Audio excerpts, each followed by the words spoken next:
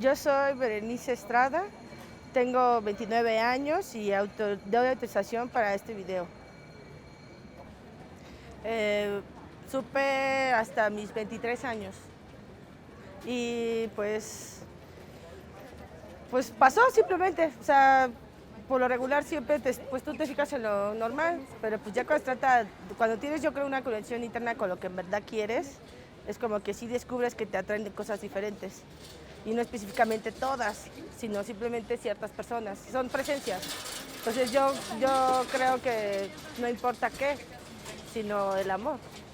Eh, Porque, pues como te digo, los sentimientos los puedes encontrar en muchas cosas, no específicamente un sexo, o sea, eso no quiere decir nada.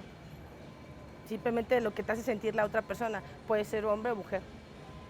Eh, pues no y sí. No, porque pues yo sí, bueno, mi familia es un poquito más liberal, entonces a pesar de que no todo al 100% sepa, sí me siento apoyada y ya de ahí fue cuestión de averiguar qué es lo que yo quería, porque sí necesitas experimentar para checar que pues como todo, ¿no? Si es lo que quieres o no. En este caso, pues yo me fijé mucho en los primeros sentimientos de una persona en especial. Entonces de ahí fue pues otra cosa, no es lo mismo experimentar antes que sentir sentimientos antes. Fue gradual porque en sí pues no puedes, por decir, siempre me había visto con hombres.